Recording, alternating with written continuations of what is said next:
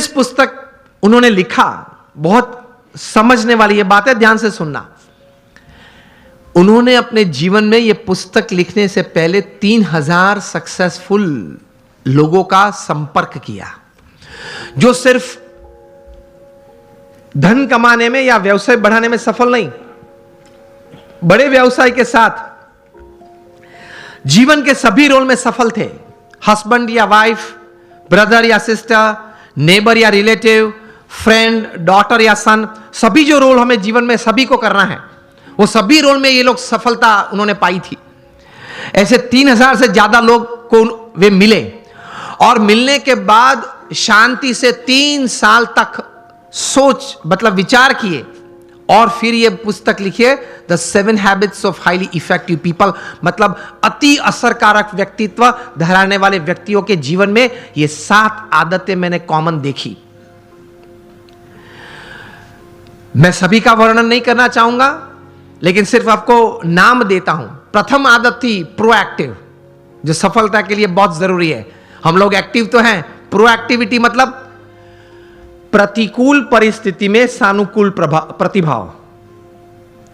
प्रतिकूल परिस्थिति में सानुकूल प्रतिभाव। आपके घर में आपके मन के मुताबिक बात नहीं बनी, फिर भी आप सबको साथ देना चाहते हो। आप जो ट्रस्ट में हो, जो संस्था में हो, जिसमें आपका प्रोजेक्ट, आपका विचार अच्छे थे, लेकिन सर्वानुमत से वो स्वीकार नहीं किया गया और किसी और का विचार स्वीकार किया गया, फिर भी आप इतने उत्साह से उस प्रोजेक्ट में अपने आप को वो सेवा में जोड़ सकते हो। ये बोलते हैं प्रतिकूल परिस्थिति में सानुकूल प्रतिभाव। आपका किसी ने अपमान किया, फिर उस वक्त आप स्थिर रह सकते हो। ये सफलता के लिए बहुत जरूरी है। कोई बड़ी आपत्ति आपके जीवन में आ गई, a setback, a failure is part of life, लेकिन उस वक्त आप स्थिर रहे। आपने जो विचार या उस वक्त जो एक्शंस बताए वो नीति नियम के अनुसार थे या गैर रीति में आप चले गए। प्रतिकूल परिस्थिति में सानुकूल प्रतिभाव। किसी ने चांटा मारा, फिर भी आप हंस रहे, हंस सकते हैं। To keep yourself stable is the first important aspect. प्रतिकूल परिस्थिति में सानुकूल प्रतिभाव। दूसरी बात लिखते हैं, begin with the end in mind. जो भी आप करना चाहते हैं तो उसका अंतिम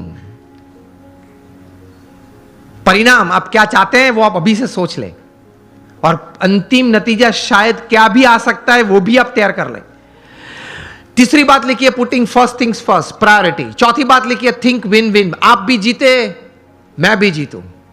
आप भी पैसा कमाए, मैं भी कमाऊं। आप भी सुखी हो, मैं भी सुखी हूं। क्योंकि ये नेट का जमाना है, एज ऑफ इंफॉर्मेशन है, क्वालिटी कंट्रोल का जमाना है। आप किसी व्यक्ति या किसी कलीग के साथ एक बार, 2 बार चीटिंग कर पाओगे, तीसरी और चौथी बार नहीं। यस और नो? Think win win. मैं जिसके साथ धंधा करता हूं वो भी जीते, मैं भी जीतूं। वो भी सुखी हो, मैं भी सुखी हूं, दोनों कमाए। 5वीं बात लिखी थी, seek first to understand and then to be understood. ये मिलियनर यूथ समृद्ध जीवन के लिए ये आदत बहुत जरूरी है। Seek first to understand and then to be understood. आप पहले वो व्यक्ति को समझने का प्रयत्न करें, फिर वो व्यक्ति मुझे समझे, ऐसी अपेक्षा रखे। हमारी बात ये होती है कि देख तू मेरा सुन, पहले तू मेरी बात सुन। ये स्टीफन कॉवी लिखते हैं, ये 3000 सक्सेसफुल पीपल के जीवन में ये आदत थी। पहले वे सामने वाले व्यक्ति को शांति से सुनते थे। कभी हम सुनते हैं तो उसके पीछे हमारा विचार ये रहता है कि इसको उत्तर क्या दूं। उत्तर देने के लिए मत सुनना। स्टीफन कॉवी लिखते हैं, एम्फैटिक लिसनिंग, समझने के लिए सुनना।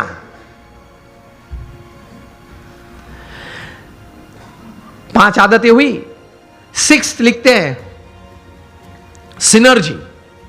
एनर्जी तो हम सब समझते हैं, मतलब आगे ऐसा लगता है। सिनर्जी मतलब 2 या 2 से ज्यादा व्यक्ति जब साथ में आते हैं, कुछ काम करने का निर्णय लेते हैं, काम करना शुरू करते हैं, मतभेद हो जाते हैं, कभी मनभेद भी हो जाते हैं, फिर भी साथ रहने का निश्चय करते हैं, साथ रहते हैं और चर्चा करते हैं, कॉमन मिनिमम प्रोग्राम डिसाइड करते हैं, कॉमन मिनिमम प्रोग्राम के लिए अपनी एनर्जी रिसोर्सेज अंदर डालते हैं, एक परिणाम पैदा करते हैं और परिणाम का आनंद लेते हैं, उसी आनंद में दूसरा काम करने का तैयार करते हैं, उसको सिनर्जी बोलते हैं। ये सिनर्जी के साथ काम करना वो आपको समृद्ध बनाएगा। लेकिन हमारी विचारधारा और आदत ऐसी है, 1 इंडियन इक्वल टू 3 जापानीज। एक भारतीय, उसमें इतनी ताकत होती है, 3 जापानीज जो काम कर सकते हैं वो एक भारतीय कर सकता है। 1 Indian equal to 3 Japanese, 2 Indians equal to 1 Japanese. अब पता चला, जब 2 भारतीय साथ में आते हैं ना, तब संप टूटता है। मेरे हिसाब से करना है, वो बोले मेरे हिसाब से करना है, तो फिर दोनों की शक्ति साथ में आती है तो भी कितनी बन जाती है, एक जापानीज जैसी। And 3 Indians equal to 0। 3 साथ में आ जाते हैं तो 0 बन जाता है। और 7th हैबिट लिखते हैं, शार्पन योर सॉ। मतलब आपको अगर if you want to cut a tree by a saw, तो you have to sharpen it. तो your saw, your physical saw, you have to keep exercises, mental saw, you have to keep good reading and thinking good, your emotional saw, that is you have to have the right type of feelings, and your spiritual saw. इसमें Stephen Covey लिखते हैं कि connect with your creator through prayers every day. आप अपने सर्जनहार के साथ संबंध नित्य रखना प्रार्थना के रूप से। ये 3000 सफल व्यक्ति के जीवन में उन्होंने भगवान के प्रति श्रद्धा दृढ़ देखी। ये सफलता का बहुत बड़ा कारण है, क्योंकि जीवन में ऐसे प्रसंग बनेंगे जब आपके मोबाइल में 500 नंबर होंगे, किसको फोन करूं वो प्रश्न आ जाएगा। और ऐसे प्रसंग बनेंगे सिवियर फेलियर के, जो लाइट हम देखते हैं, इलेक्ट्रिसिटी देखते हैं, थॉमस अल्वा एडिसन ने दी। एक बार सुबह में बड़ी आग लग गई और पूरी एडिसन फैक्ट्रीज जल गई। एडिसन को किसी ने बताया, वे चले सुबह में, देखा कि it was a heap of Ashes. छोटे बच्चे को साथ में लेके गए थे और बच्चे को बताया कि go and call your mother. क्यों? She might not have seen such a big heap of ash in her life. कितने स्थिर थे। और एडिसन की पत्नी जब आई, तब वो पत्नी तो एकदम जमीन पे गिर पड़ी कि हमारी फैक्ट्री की पूरी जल गई है फैक्ट्री।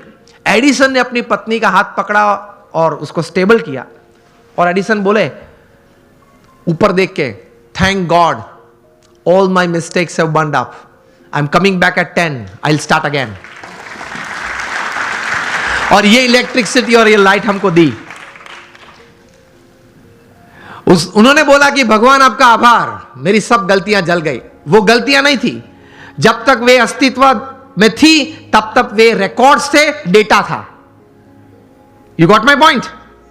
जब तक वो पेपर्स थे, जब तक फैक्ट्री जल नहीं गई थी, लेबोरेटरी थी, तब तक वो सब क्या था, रिकॉर्ड्स और डेटा था। एक बार जल गई, यहां अभिगम बदल दिया, गलतियां थी, जल गई, I will start afresh. He did it and he give this. ये कहां से इतना बल आता है इस परिस्थिति में? प्रमुख स्वामी महाराज का संकल्प था कि लंदन में एक भव्य शिखरबद्ध मंदिर करना है। हैरो वहां एक एरिया है, वहां हमने जमीन भी ली, लेकिन नेबरहुड में सबने ये प्रश्न उठाया कि ये लोग 12 बजे तक घंट बजाएंगे, आरती करेंगे, तो हमारी प्राइवेसी डिस्टर्ब हो जाएगी। अब ऐसा तो करते नहीं हम, लेकिन वहां एक सिग्नेचर कैंपेन होता है, वो भी एक part of the legal process है।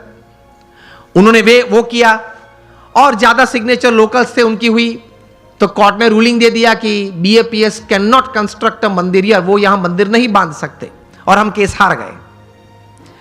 प्रमुख स्वामी महाराज बड़ौदा में थे और बोर्ड ऑफ ट्रस्टीज ने फोन किया वहां लंदन से कि स्वामी जी हम केस हार गए। प्रमुख स्वामी महाराज के साथ हमारे बड़े सदगुरु संत पूज्य विवेक सागर स्वामी थे, उन्होंने यह प्रसंग प्रत्यक्ष देखा।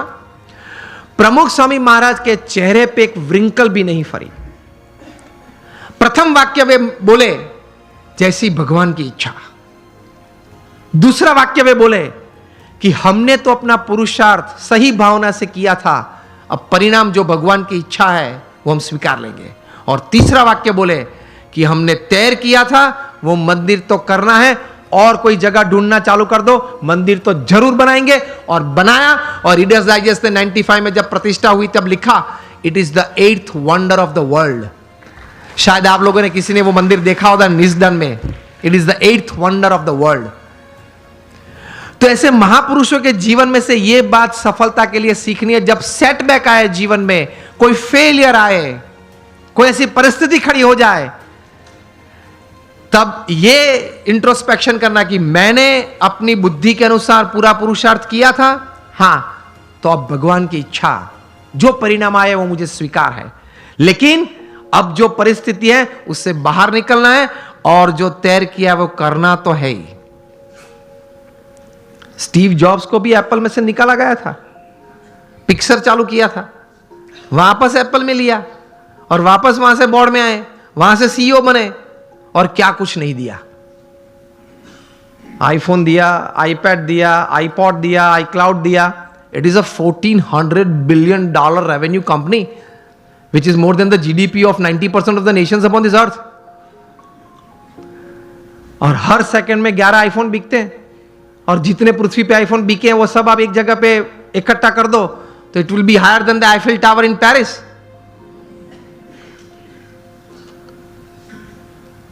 वे भी अपनी परिस्थिति जीवन में ऐसी थी जब खाना खाने के लिए हिंदू मंदिर में जाते थे। स्टीव जॉब्स, यही नाम का जीवन चरित्र उनके बचपन के मित्र एरिक्सन और निक बिल्टन ने लिखा है, उसमें यह बात लिखी है। तो ऐसी परिस्थिति आ जाए जब स्थिर रहना, स्वीकार लेना, भगवान में श्रद्धा रखना, थोड़ा आत्मविश्वास रखना, थोड़ा समय जाने देना, पुरुषार्थ करते रहना, बाहर निकल आते हैं, लोग बाहर निकल आते हैं। ऐसे you become a millionaire youth, आप एक समृद्ध व्यक्ति बन सकते हैं। तो भगवान में अटूट श्रद्धा रखना, और अटूट श्रद्धा मतलब एक ही वाक्य आप ध्यान से सुनना, what is faith in God? I tell you just one sentence. वो जीवन में भगवान में श्रद्धा है, और वो वाक्य है, मेरे जीवन में आज तक जो कुछ बना, अभी जो कुछ बन रहा है और आगे भी जो कुछ बनेगा, वो भगवान की इच्छा से होता है, मेरे अच्छे के लिए होता है, और अगर मैं यही अभिगम रखूं तो यही बात मेरी प्रगति और सफलता का कारण बनेगी। इसको भगवान में श्रद्धा बोलते हैं। आप माता पिता कभी अपने बच्चे का बुरा इच्छते हो? तो हम भगवान के बच्चे हैं। वयम अमृतस्य पुत्रः, we are the children of God. तो वे तो हमारे लिए चिंतित है, हमारा अच्छा ही करना चाहते हैं, लेकिन आप ये अभिगम रखना, a pat is also good in life, a slap is also good. आपको जीवन में कोई कार्य के लिए प्रशंसा भी चाहिए, और अगर गलती की तो थोड़ी थप्पड़ भी चाहिए। कभी भगवान प्रशंसा दे तो आनंद कर लेना, कभी भगवान थप्पड़ दे तो कुछ सीख लेना, लेकिन दोनों जरूरी है। This makes you a millionaire youth, एक समृद्ध युवान, एक समृद्ध इंसान।